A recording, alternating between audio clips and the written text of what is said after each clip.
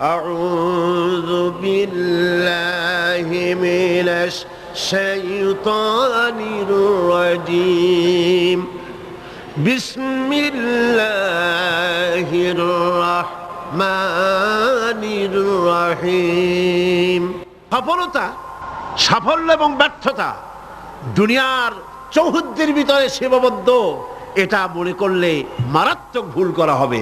দুনিয়ার এই চৌহদ্দির ভিতরে সফলতার বিফলতার মানদণ্ড সীমাবদ্ধ নয়, বরং আমাদের আরেকটা জীবন আছে। যারা পরকালের জীবনকে বিশ্বাস করে না, তারা দুনিয়ার সফলতায় বিশ্বাসী। কথা বুঝতে পেরেছেন? তারা এই পৃথিবীতে মারিং কাটিং করে সমানে খায়, সমানে মারে, যা খুশি তাই করে। আর যারা পরকালকে বিশ্বাস করে তারা এগুলি করতে পারে না। এই জন্যে জীবনের সফলতা, আসল সফলতা হবে কিয়ামতের দিন। আল্লাহ রাব্বুল আলামিন তার বান্দাকে যদি মাফ করে দেন, যদি দয়া করে জান্নাত দান করেন, এটাই হলো জীবনের সফলতা। সুবহানাল্লাহ। আল্লাহ পাক বলছেন সাফল্যের কোরআনী ধারণা ভিন্ন রকম। সূরা বাকারার প্রথম দিকেই বলা হয়েছে জীবন সফল হওয়ার জন্য কি কি করা লাগবে। জীবন যাদের সফল হবে তাদের গুণ বর্ণনা করা হচ্ছে। শোনেন, আল্লাহ পাক বলছেন যারা নাকি গায়েবকে বিশ্বাস করবে, অদৃশ্যকে বিশ্বাস করবে। আমরা বিশ্বাস করছি কিনা? আর যারা জবাব দিলেন না তারা বুঝি করেন নাই। অদৃশ্য বোঝেন তো? অদৃশ্য কি? আল্লাহ পাক। আল্লাহ পাকের দেখি না কিন্তু বিশ্বাস করি নি। এত আস্তে করলেন কেন? বিশ্বাস করছি কিনা? অবশ্যই করেছি, হাজারবার করেছি, জীবনের বিনিময় করি। আল্লাহ পাক আছেন, ছিলেন, আছেন, থাকবেন। হুয়াল হাইয়ুল কাইয়্যুম।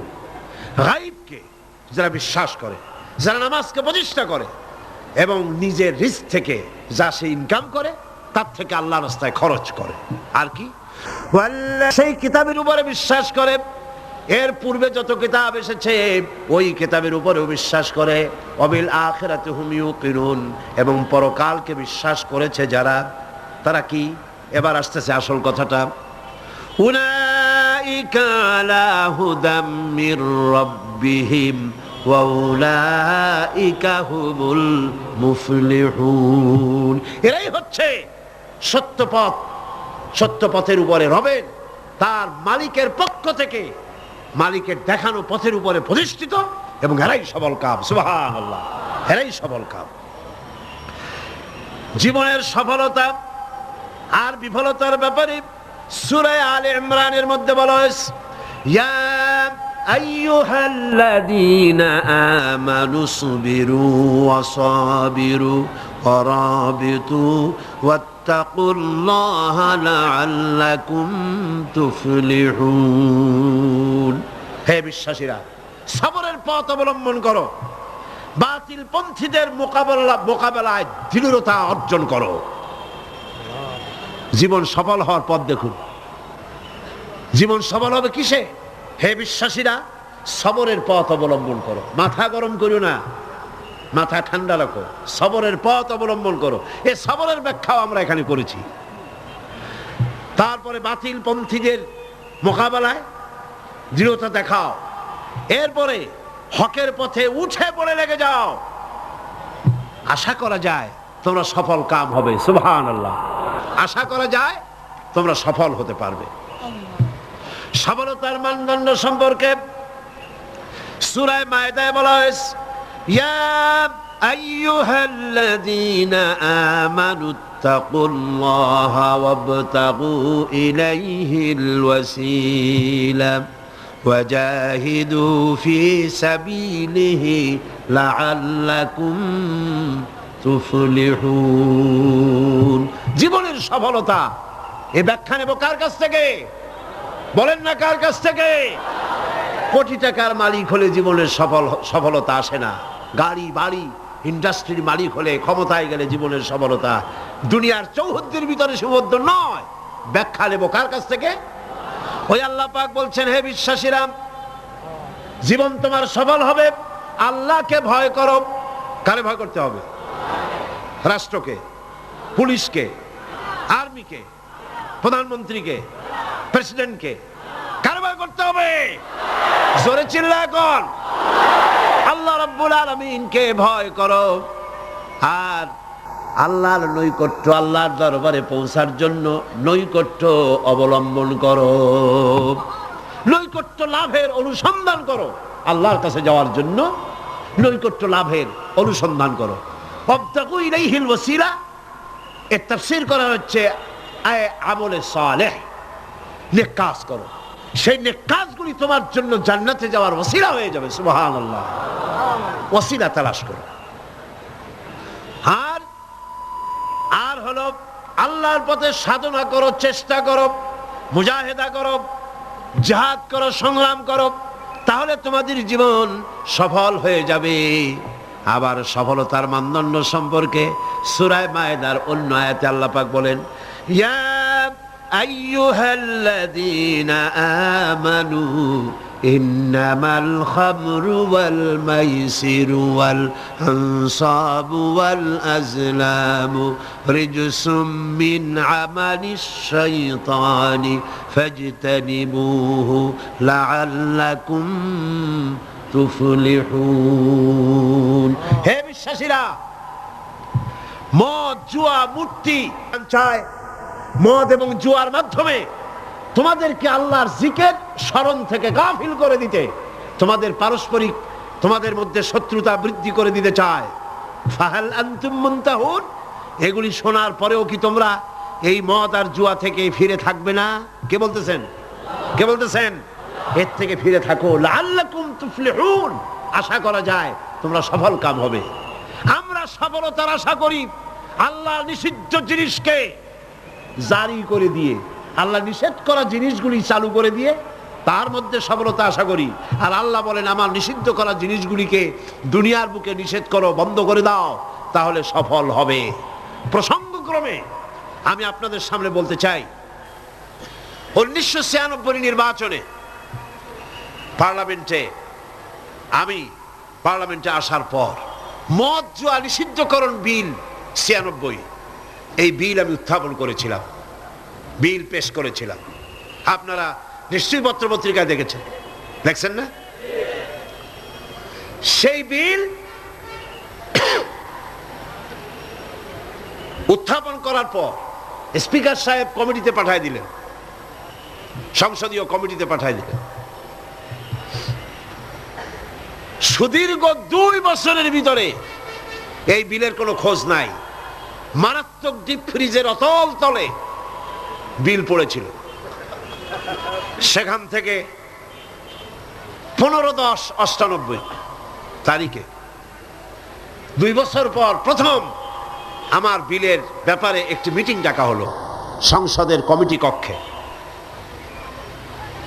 আমি এই ঘটনা শুনেছি এই কারণে, এই আয়াতের সঙ্গে রিলেটেড জীবনের সফলতা আর বিফলতার মানদণ্ড কোথায়।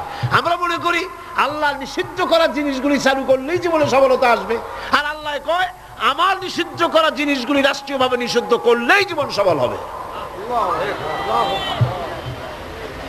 মিটিং বসলো, সেই মিটিং অন্তত 50-60 জন লোক আসছেন। কারা এসেছেন?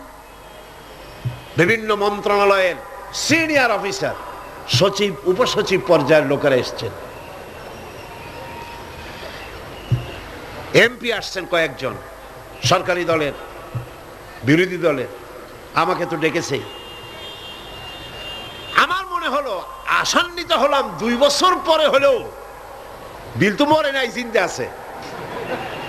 এবং আমার মনে হলো যে এতগুলি মুসলমান এখানে, মনে হয় আমার এই বিলের পক্ষেই তারা কথা বলবেন, এটা আমি আশা করলাম। আমাকে যিনি সভাপতিত্ব করছিলেন তিনি আমাকে বললেন, আপনি আগে কথা বলবেন না, সকলের বলা শেষ হবে তারপর আপনি বলবেন। সবটা শুনিয়া বললাম ঠিক আছে। শুরু হলো এই বিলের ব্যাপারে বলা, আলোচনা শুরু হলো। বিলের ব্যাপারে ফাইল তৈরি হয়েছে, এত বড় আমার কাছে ফাইল আছে। বিভিন্ন মন্ত্রণালয় মদ নিষিদ্ধ করলে, জুয়া নিষেধ করলে এই দেশের কি হবে, এই ব্যাপারে তারা তাদের মন্তব্য দিয়েছে। মন্ত্রণালয়ের মন্তব্য, জাতিসংঘ কি ফতোয়া দিয়েছে তাও আছে, সার্ক এ ব্যাপারে কি ফতোয়া দিয়েছে তাও আছে। এত বড় ফাইল। শুরু হলো প্রথমেই অর্থ মন্ত্রণালয়। সভাপতি সাহেব বললেন আপনি বলেন এই বিলের ব্যাপারে। অর্থ মন্ত্রণালয় বলল, মাননীয় সভাপতি, যদি এই বিল কার্যকরী হয়, মদ যদি বন্ধ করে দেওয়া হয়, তাহলে আমার দেশ প্রতি বছর 28 কোটি টাকার রাজস্ব ইনকাম থেকে মাহরুম হয়ে যাবে। স্বাস্থ্য মন্ত্রণালয় বলল, মদ যদি না থাকে জনগণের স্বাস্থ্য শেষ।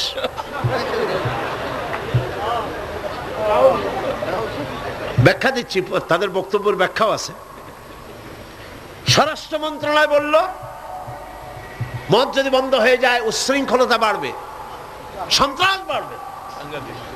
কারণ সুইপার, ডম, ক্লিনার, এই সমস্ত মানুষগুলি এগুলি তারা খায়। যদি তাদের খাইতে দেওয়া না হয় তাহলে তারা উচ্ছৃঙ্খল হবে এবং তারা নানান রকমের সন্ত্রাসে লিপ্ত হবে। কাজেই সন্ত্রাস বন্ধ করার জন্য এটা থাকা দরকার। ইন্না লিল্লাহি ওয়া ইন্না ইলাইহি রাজিউন। খুব হতাশ হলাম এবং মনে মনে ভাবতে থাকলাম যে আল্লাহ, আজকের এই মিটিং এর ছবি তো তোমার ক্যামেরা ধারণ করছে।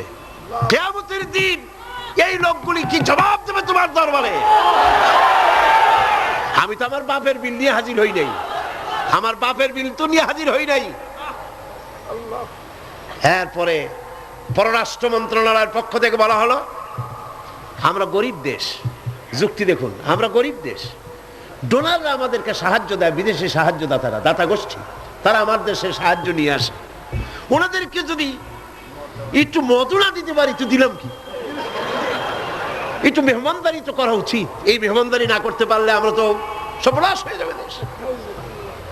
সুতরাং এটা বন্ধ করার অর্থই হলো বিদেশি সাহায্য বন্ধ হয়ে যাওয়া। এইভাবে বিভিন্ন মন্ত্রণালয় বলতে লাগলেন আর আমি বসে বসে কুইনিয়ান গিলতে লাগলাম।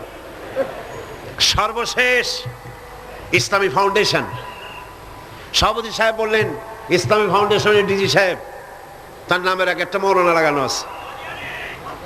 তিনি বললেন, মৌলানা সাহেব আপনি বলেন। আমি এই লোকটার চেহারা জীবনে দেখি নাই, ওই প্রথম দেখলাম। আমি ভাবলাম অন্তত সে যাই হোক, নামের আগে যখন একটা মৌলানা আছে, জি, তাহলে উনি এই বিলের পক্ষে কথা বলবেন, আমার ধারণা হলো।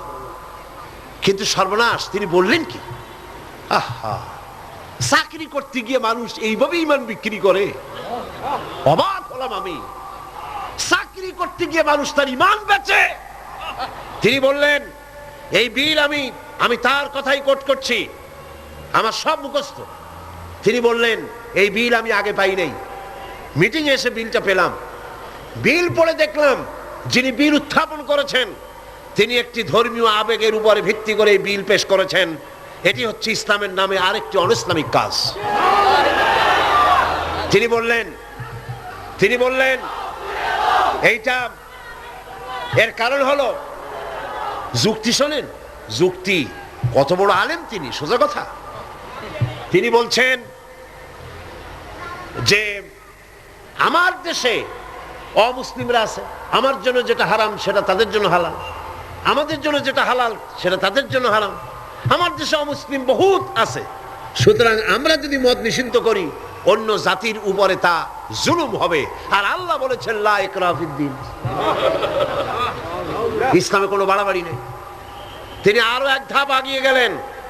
তিনি বললেন, শুধু এই বিলের ব্যাপারেই নয়, বাংলাদেশের সংবিধানের মধ্যে আল্লাহর উপর ঈমান এবং অবিচল আস্থার কথা বলেও অমুসলিমদের উপরে, সংখ্যালঘুদের উপরে প্রেসার ক্রিয়েট করা হয়েছে, জুলুম করা হয়েছে।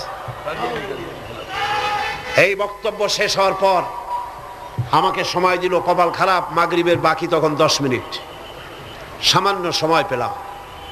আমি বললাম, সভাপতি সাহেব, এতক্ষণ পর্যন্ত আপনার আমন্ত্রিত মেহমানেরা যেসব আইনের বই দিয়ে কথা বলেছেন সেগুলো আইনের বই, আর আমি যে আইনের কিতাব দিয়ে আজকে আপনাদের সামনে দলিল নিয়ে এসেছি সে আইনের কিতাবখানি হচ্ছে আকাশের নিচে জমিনের উপরে সর্বশ্রেষ্ঠ আইনের কিতাব, যার নাম কোরআন শরীফ। আমি যে বিল পেশ করেছি এই বিল আমার বানানো নয়, এটি মানুষের তৈরি করে নয়।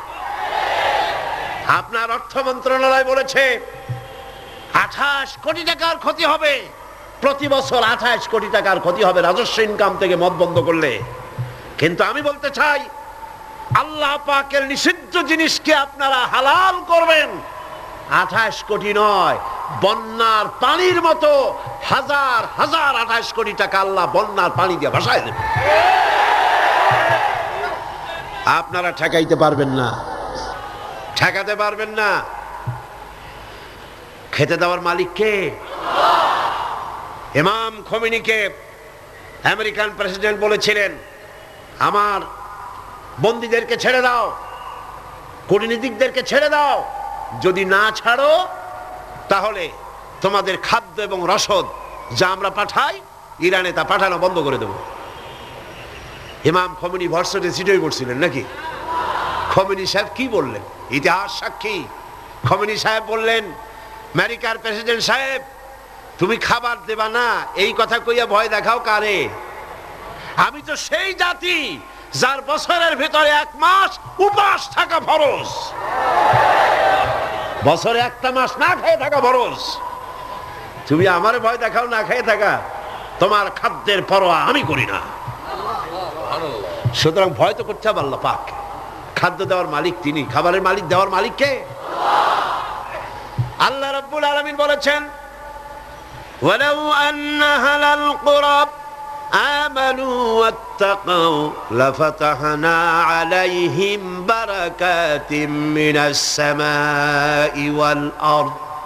দেশের লোকেরা, জনপদের লোকেরা যদি আমার উপর ঈমান আনে আর আমাকে ভয় করার নীতি যদি অবলম্বন করে চলে, তাহলে আকাশ আর জমিনের সব বরকতের দরজা আমি আল্লাহ তাদের জন্য খুলে দেব। রিজক দেওয়ার মালিক তো আল্লাহ। কে মালিক? আল্লাহ পাক। আল্লাহর হারাম জিনিসকে আপনারা জারি রেখে 28 কোটি টাকা পাওয়ার লোভ করছেন। কত 28 কোটি চলে যাবে ঠিক পাবেন না। পেঁয়াজের ঝাঁজ কত টের পান না এখন? পেঁয়াজের ঝাঁজ কত? এক সময় সিলেটের নাম ছিল 2টি পাতা 1টি কুড়ির দেশ, ঠিক না? 2টি পাতা 1টি কুড়ির দেশ সিলেট। আর এখন 2টি কাঁচামরিচ 1টি পেঁয়াজের দেশ বাংলাদেশ। মানুষ যখন নিজের দাম বোঝে না তখন আল্লাহ জিনিসের দাম বাড়ায় দেয়। দাম কার? পেঁয়াজের নাম আর কার দাম? মানুষের দাম। মানুষ তার দাম বোঝে নাই, আল্লাহ কাঁচামরিচের দাম বাড়াই দেয়। যা, পেঁয়াজের দাম, কাঁচামরিচের দাম, হাবিজাবির দাম বাড়িয়ে গেল, মানুষেরা না খেয়ে মরতেছে। সুতরাং আপনারা ঠেকাবেন কি করে? স্বরাষ্ট্র মন্ত্রণালয় বলছে উচ্ছৃঙ্খলতা বাড়বে। আশ্চর্য কথা। আল্লাহ বলছেন উচ্ছৃঙ্খলতা কমবে, আর আপনি বলতেছেন বেড়ে যাবে। কি আশ্চর্য কথা। স্বাস্থ্য মন্ত্রণালয় বলছে যে স্বাস্থ্য খারাপ, স্বাস্থ্য ভালো হবে মদ খাইলে, না খাইলে স্বাস্থ্য খারাপ হবে। রাসূলুল্লাহ বলেছেন মদ কোন ওষুধ নয়, মদ নিজেই ব্যাধি, এটা নিজেই রোগ। সুতরাং কথা হচ্ছে মেহমানদারি মদ দিয়া করা যাবে না। রাসূল কারীম সাল্লাল্লাহু আলাইহি ওয়াসাল্লামের কাছে মদ নিষিদ্ধকরণ আয়াত যখন নাজিল হলো, এই আয়াত যেটা আমি পড়লাম, একজন সাহাবী এসে বললেন, হুজুর আমার কাছে কিছু মদ আছে, আমি এখন করবো কি? দেখেন, আমি সেইখানে সেই মিটিংয়ে বললাম, সেই সাহাবী জিজ্ঞেস করলেন, হুজুর আমি করবো কি? কোন ইহুদির হাদিয়া দিয়ে দেই? আল্লাহ নবী বললেন, মদ নিষিদ্ধকরণ আয়াত যখন নাজিল হয়ে গেছে, এখন এই মদ যদি কারো কাছে অবশিষ্ট থাকে, না তা খাওয়া যাবে, না তা হাদিয়া দেওয়া যাবে, না তা বিক্রি করা যাবে, রাস্তায় ফেলে দাও। ফেলে দেওয়া ছাড়া এর কোনো পথ নাই। আল্লাহ নিষিদ্ধ করা জিনিস হারাম, এই জিনিস দিয়ে মেহমানদারি করা জায়েজ নাই। এমনকি রাসূলুল্লাহ কথাও বলেছেন, আপনারা শুনে রাখুন, কোন অনুষ্ঠানে আপনি গেছেন, আপনি জানতেন না যে সেখানে মদ সার্ভ করা হবে, কিন্তু আপনি গিয়ে দেখলেন যে ওখানে মদ দেওয়া হচ্ছে। রাসূলুল্লাহ বলেছেন, আল্লাহ এবং পরকালের বিশ্বাস যদি কলিজার মধ্যে থাকে, ওই অনুষ্ঠান পরিত্যাগ করে বেরিয়ে যাও। এই মদের অনুষ্ঠানে তুমি বসতেও পারো। সর্বশেষ বললাম, আজকে ফাউন্ডেশনের ডিজি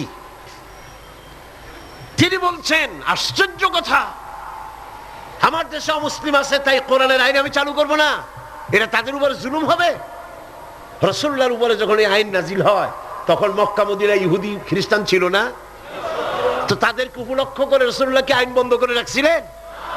না, বরং বললেন সাহাবীরা, তখন তো মাইক ছিল না, রেডিও নাই, মাইক নাই, ফ্যাক্স নাই, পত্রপত্রিকা নাই, টেলেক্স নাই, টেলিভিশন নাই। হুজুর বললেন যাও রাস্তায় রাস্তায় এই আয়াত চিল্লায় পড়ো। সাহাবায়ে কেরাম রাস্তায় নেমে গেলেন।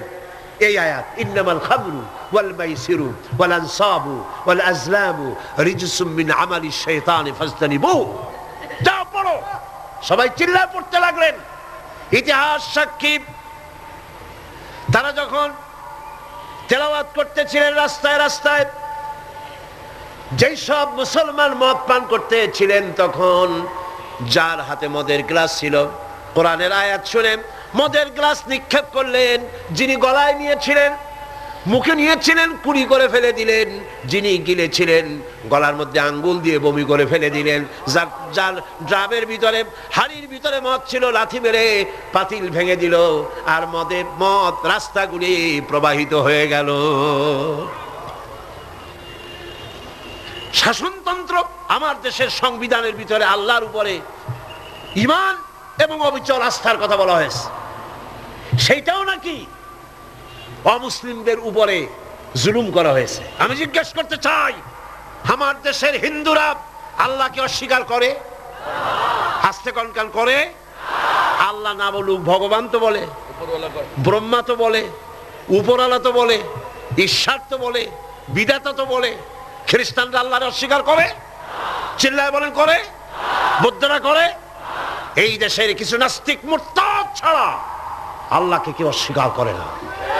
সুতরাং আমার দেশে আল্লাহর উপর ঈমান এবং অবিচল আস্থার কথা সংবিধানে যা লেখা হয়েছে, এটাকে পরিবর্তন করতে চাইলে বাংলাদেশে আগুন জ্বলবে, কেউ ঠেকাইতে পারবে না।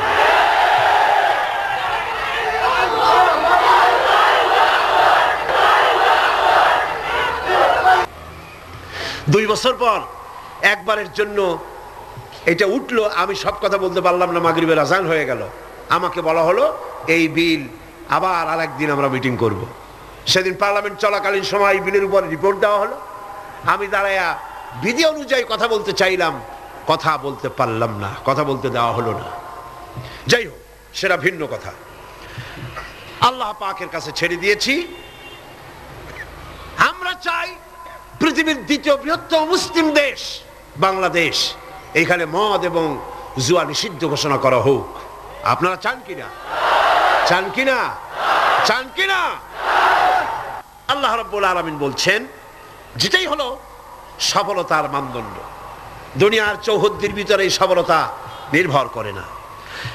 সূরা হজে বলা হয়েছে, ইয়া আইয়ুহাল্লাযীনা আমানু রুকউ ওয়াসজুদু ওয়া'বুদু রাব্বাকুম ওয়াফআলুল খায়রা লাআল্লাকুম তুফলিহুন। হে বিশ্বাসীরা, রুকু করো, তোমরা রুকু এবং সিজদা করো, আর নিজের রবের বন্দেগী করো, নেক কাজ করো। এই কাজগুলি করলে তোমরা সফল কাম হতে পারবে। সফলতার মানদণ্ড এখানেই আল্লাহর হুকুম, আল্লাহর আনুগত্যের সামনে নিজের মাথা নত করে দেওয়ার মধ্যেই, এটার মধ্যেই রয়েছে সফলতা।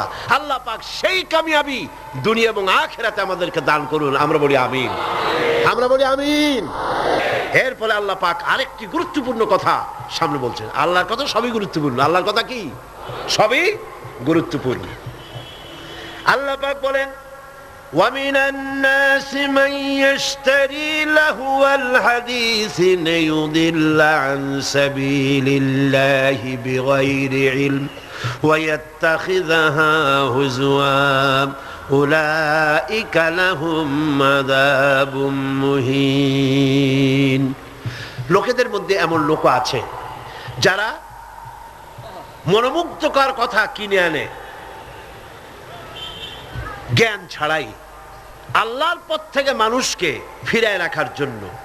ওয়াত্তাখিযাহা হুজুয়া, আর আল্লাহর পথে মানুষ যেন চলতে না পারে সেই জন্য এই পথকে তারা হাসি এবং ঠাট্টা বিদ্রুপ করে। উলাইকা লাহুম আযাবুম মুহিন, এদের জন্য রয়েছে লাঞ্ছনাকর শাস্তি। আর কি? وَإِذَا تُتْلَى عَلَيْهِ آيَاتُنَا وَلَّى مُسْتَكْبِرًا كَأَنْ لَمْ يَسْمَعْهَا كَأَنَّ فِي أُذُنَيْهِ وَقْرًا فَبَشِّرْهُ بِعَذَابٍ أَلِيمٍ। আর যখন তাকে আমার আয়াত তেলাওয়াত করে শোনানো হয়, সে দর্প ভরে অ্যাবাউট টার্ন করে, দর্প পরে পিঠ ফিরায় চলে যায়। কাল্লাম ইয়াসমাহা, যেমন সে শুনতেই পায় নাই। কান্না ফি উযনাইহি ওয়াকরা, যেন সে বধির কালা, আমার কথা যেন শুনিই নাই, এমনই অবস্থা। এই লাহওয়াল হাদিস, এই জিনিসটাকে এটা বুঝতে হবে। এই মুহূর্তে সবচাইতে জরুরি কথা লাহওয়াল হাদিস। এগুলো হচ্ছে একদিকে আল্লাহর পক্ষ থেকে পথ নির্দেশনা আসছে, অনুগ্রহ আসছে, সেটার নাম হচ্ছে, সেটা দিয়ে লোকেরা লাভবান হচ্ছে, তার নাম কিতাব কোরআন শরীফ। তার নাম কি? কোরআন শরীফ। অন্যদিকে ওই সব সৌভাগ্যবান ব্যক্তির পাশাপাশি এমন দুর্ভাগা লোকেরাও রয়েছে যারা আল্লাহর আয়াতের মোকাবেলায় ভিন্ন পদ্ধতি গ্রহণ করেছে। সেটা কি? তারা বিভিন্ন মনোমুগ্ধকর কথা বিভিন্ন জায়গা থেকে আমদানি করেছে। হাদিস শরীফে এসেছে, নজর ইবনে হারেস, কুরাইশদের এক ব্যক্তি, সে বলল, তোমরা মুহাম্মদ সাল্লাল্লাহু আলাইহি ওয়াসাল্লামের কারণ রাসূলুল্লাহর চেহারা দেখে, রাসূলুল্লাহর ব্যবহারে ইসলামের দিকে আকৃষ্ট হচ্ছে, আর কোরআন শুনে মানুষ পাগল হয়ে যাচ্ছে। সুবহানাল্লাহ। নবীজি যখন তেলাওয়াত করতেছেন, কাফের বেঈমানেরা চতুর্দিক থেকে দাঁড়ায় যাচ্ছে। রাসূলুল্লাহর তেলাওয়াত শুনে শুনে নিজেদের অজান্তে চোখের থেকে পানি পড়তেছে, আর মুখ দিয়া বেসাখতা বেরিয়ে যাচ্ছে। লা ইলাহা ইল্লাল্লাহু মুহাম্মাদুর রাসূলুল্লাহ। জোরে পড়ে লা ইলাহা লা ইলাহা লা ইলাহা ইল্লাল্লাহু মুহাম্মাদুর রাসূলুল্লাহ। নজর বিন হারিস বলল, মুহাম্মদ সাল্লাল্লাহু আলাইহি ওয়াসাল্লামের বিরুদ্ধে কথা বলে ইসলাম থেকে সরাইতে পারবা না। আমি বুদ্ধি এঁটেছি, আমি এক কায়দা করব, দেখবা লোকেরা এখানে আর আসবে না। সেটার জন্য সে চলে গেল বাগদাদ। মক্কা থেকে বাগদাদ ইরাক চলে গেল। ইরাক থেকে পুরানা রাজা বাদশাদের কিসসা কাহিনী কিনে আনলো। সেই কিসসা কাহিনী কিনে এনে সেইগুলি কিসসার এক বিরাট আসর বসাইলো। আর সেই আসরকে আরো আকর্ষণীয় করার জন্য নর্তকী, সুন্দরী, গায়িকা, নায়িকা এদেরকে আনা হলো। এই দিয়ে মানুষকে কোরআন থেকে ফিরায় রাখার জন্য চেষ্টা করলো, আর ইসলামের রাস্তাকে, কোরআনকে ঠাট্টা বিদ্রুপ তারা করতে লাগলো। বন্ধুগণ, আল্লাহ রাসূল আখিরাত এবং নৈতিক চরিত্রে শোনার ইচ্ছাই যেন লোকেরা হারিয়ে ফেলে, সেই জন্য এই চেষ্টা তারা করলো। যেমন আজকাল ইসলাম থেকে দূরে সরাবার জন্য চেষ্টাটা চলছে। এই চেষ্টা চলতেছিল রাসূল করিম সাল্লাল্লাহু আলাইহি ওয়াসাল্লামের সময়। কোরআন যাতে শুনতে না পারে সেজন্য নায়িকা এনেছে, গায়িকা এনেছে, সেজন্য তারা গল্পের আসর বসিয়েছে, সাংস্কৃতিক আন্দোলন করেছে। এগুলি করে কোরআন থেকে ফিরাবার হাজারো প্রচেষ্টা করেছে। আর আজও একই পদ্ধতিতে গোটা জাতিকে চরিত্রহীন বানাবার লাহওয়াল হাদিস দিয়ে প্রচেষ্টা চলছে। ঠিক কিনা? ঠিক কিনা? আজ দেখেন দেশের সরকারের পৃষ্ঠপোষকতায় নর্তকী, গায়িকা, নায়িকা বন্যার পানির মতো ভারত থেকে আসতেছে। ঠিক কিনা? এরপরে আল্লাহর কোরআনের পথে বাধা দেওয়ার জন্য নাচ, গান, নাটক, সিনেমা ইত্যাদির আমদানি করা হচ্ছে। এগুলি করে ইসলামের পথে বাধার সৃষ্টি করা হচ্ছে। দর্শন বাড়তেছে, চরিত্রহীনতা ক্রমান্বয়ে বাড়তেছে। এগুলি সব হচ্ছে লাহওয়াল হাদিস। এগুলি কি বলুন? লাহওয়াল হাদিস। এই লাহওয়াল হাদিস থেকে আল্লাহ পাক বাঁচার জন্য বলেছেন, যারা কেনে এই লাহওয়াল হাদিস, যারা কেনে অর্থাৎ নিরর্থক, মনোমুগ্ধকর, আকর্ষণীয়, আল্লাহর পথ থেকে ফিরাবার যত ব্যবস্থা আছে সবগুলি হচ্ছে লাহওয়াল হাদিস। এগুলি তারা কেন করে? এগুলি করে লিইউদিল্লা আন সাবিলিল্লাহ, আল্লাহর রাস্তা থেকে মানুষগুলোকে ফিরাবার জন্য, আর কোনো কারণ নেই। মুন্সিগঞ্জে আমার এক মাহফিল ছিল, নারায়ণগঞ্জের এপার। সেই জায়গায় প্রোগ্রামটা আমার শুক্রবার দিন প্রোগ্রাম হবে সকাল 8টায়, একটা দোয়ার মাহফিল।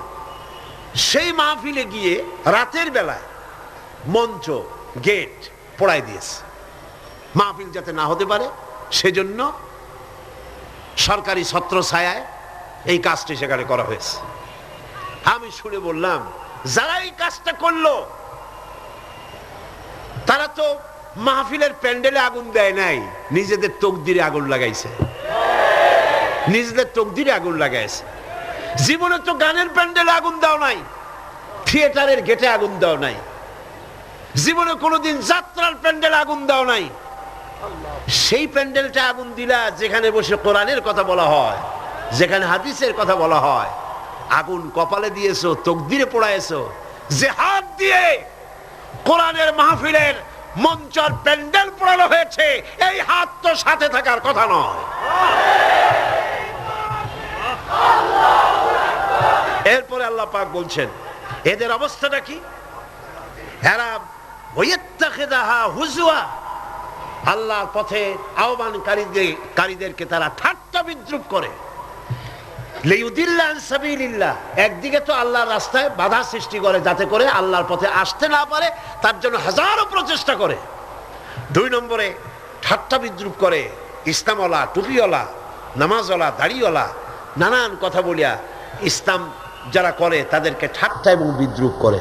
আল্লাহ বলেন, এই যে লাঞ্ছনা করতেছ নবীকে, কোরআনকে, ইসলামকে, ইসলামের দায়ীদেরকে, আর আমি তোমাদের জন্য তোমরা যে ইসলামকে লাঞ্ছনা করছো, মুসলমানদেরকে লাঞ্ছিত করছো, এই জন্য আমি আল্লাহ তোমাদের জন্য রেখেছি উলাইকা লাহুম আযাবুম মুহিন।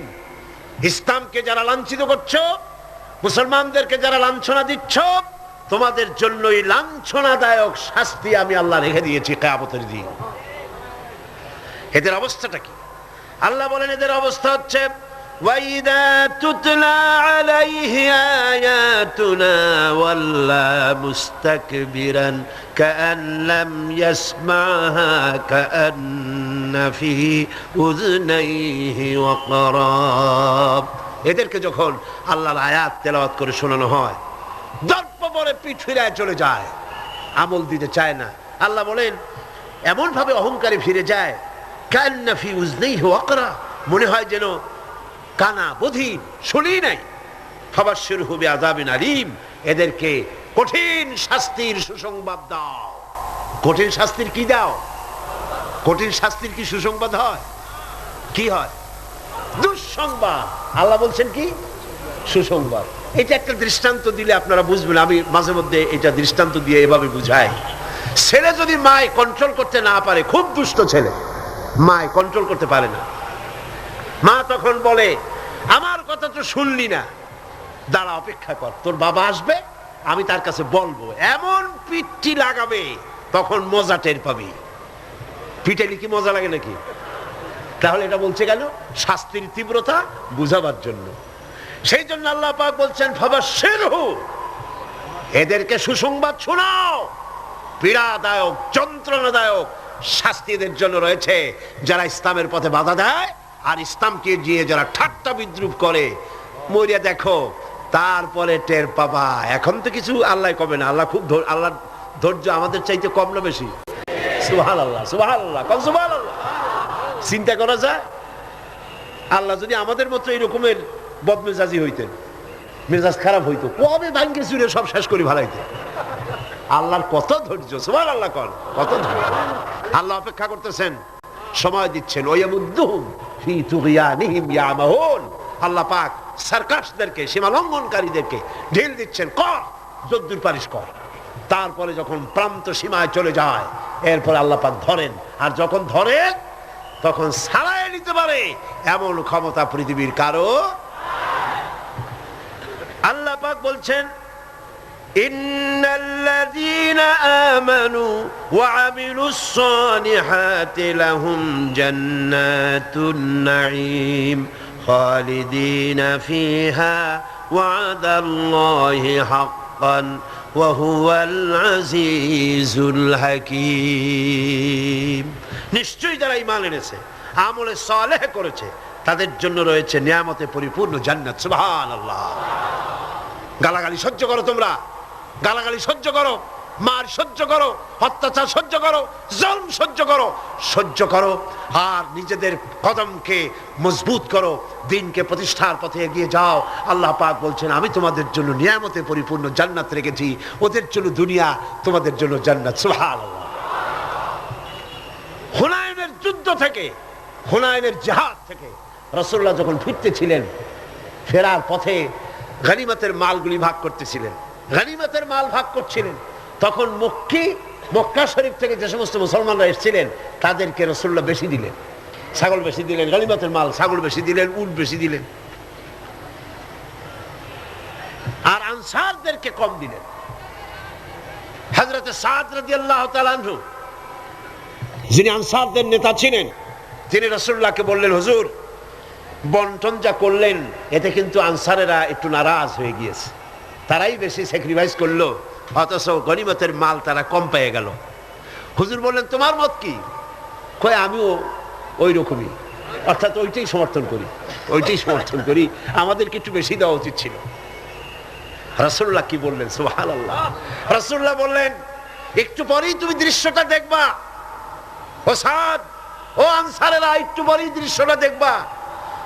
মক্কায় যারা ফিরে যাবে তারা নিয়ে যাবে উট, ভেড়া, ছাগল, আর মদিনায় যারা ফিরে যাবে তারা নিয়ে যাবে আল্লাহ রাসূলকে সাথে নিয়ে যাবে, আল্লাহ রাসূলকে সাথে নিয়ে যাবে। কোনটা বেশি? সুবহানাল্লাহ। দুনিয়ায় ঠাট্টা করে, বিদ্রুপ যারা করে, গালাগালি করে, সহ্য করো এবং তাহাম্মুলের সাথে পরিস্থিতির মোকাবেলা করো। আল্লাহ পাক বলছেন, অপেক্ষা করো, ওদের জন্য দুনিয়ায় সব শেষ, যত সেলুট এইখানে শেষ, এরপরে সেলুট শুরু হবে কবরের মধ্যে নিয়ে, আসল সেলুট, ঠিক পাইছেন? আসল সেলিউট শুরু হয়ে যাবে কবরের মধ্যে গিয়া। আগ পর্যন্ত যদ্দূর পারো করো। আর মুসলমানদের দুঃখ দুর্দশা ঈমানদারদের জন্য মওতের আগ পর্যন্ত শেষ।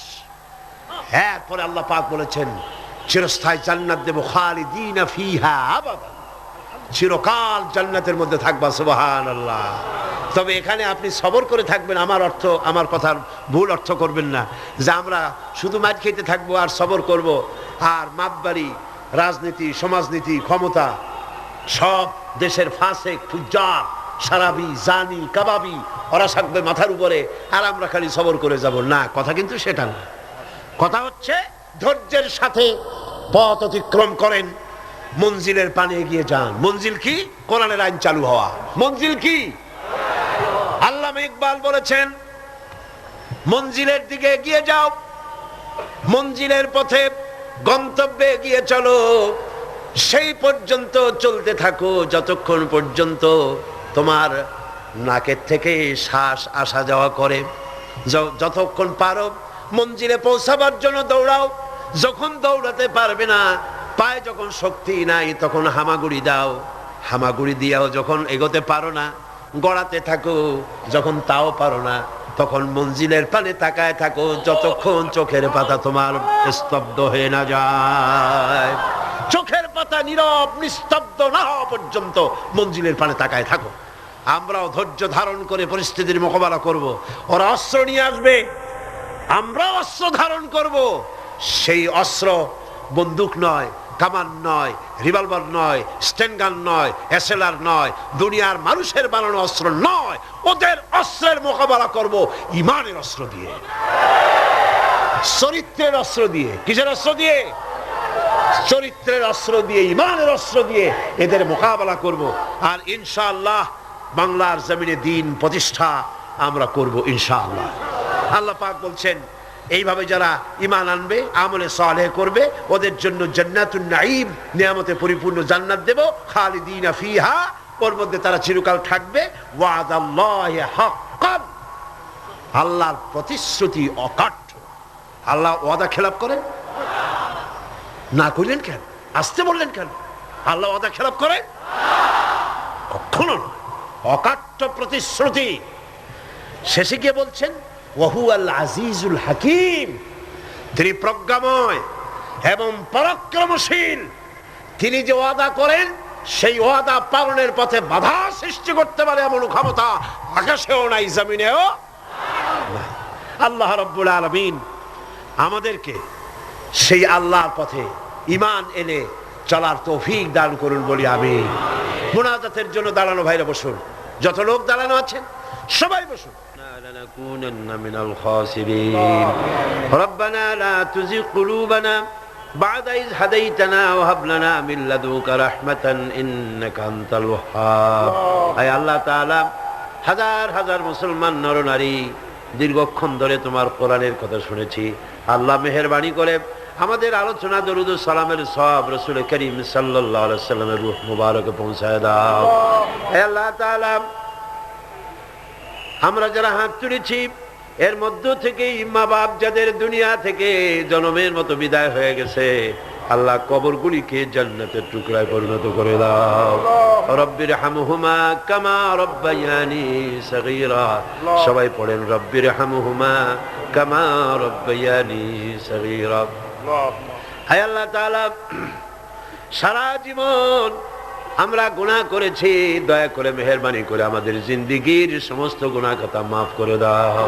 হে আল্লাহ তাআলা, এত বড় মাহফিল, এই মাহফিলের আয়োজন ইসলামী সমাজ কল্যাণ পরিষদ প্রতি বছর করে। আল্লাহ তুমি জানো।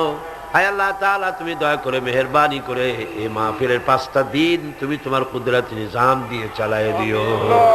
হে আল্লাহ, অর্থনৈতিক দিক থেকে যে অসুবিধা আছে, হে আল্লাহ তাআলা, মালদার লোক যারা, আয় আল্লাহ তুমি দয়া করে তাদের দিলকে বড় করে দাও, তারা যেন ওনাদের সঙ্গে দেখা করে গোপনে গোপনে তোমার নবী যেভাবে বলেছে ডান হাতে দাও বাম হাতে যেন ঠেল না পায়, এইভাবে করে কোরআনের খেদমতে এই এলাকার মুসলমানগুলি যেন, মুসলমান নারী পুরুষ সবাই যেন এগিয়ে আসে। আল্লাহ সকলের দিল আর হাত তুমি খুলে দাও রব্বুল আলামিন। আয় আল্লাহ তাআলা, কোরআনে কারীমের কথা শোনার জন্য দূর দারাজ থেকে লোকেরা আসে, আর যারা এখানে বলেন আল্লাহ তুমি দয়া করে তাদের বলার তৌফিক দান করে দিও। আপনারা দোয়া করেন আমার কণ্ঠস্বরের জন্য, শরীরের জন্য, আল্লাহ যেন এই মাহফিলের জন্য উপযোগী কথা যেন হক ভাবে সুন্দর করে মানুষের সামনে উপস্থাপন করার তৌফিক যেন আল্লাহ পাক দান করেন। আমি যা বলি তার জন্য আমি নিজে আমল করতে পারি, আল্লাহ এই তৌফিক যেন দান করেন। ربنا تقبل منا إنك أنت السميع العليم وتب علينا إنك أنت التواب الرحيم سبحان ربك رب العزة عما يصفون وسلام على المرسلين الحمد لله رب العالمين واجعل آخر كلمتنا عند الموت لا إله إلا الله محمد رسول الله। السلام عليكم ورحمة الله।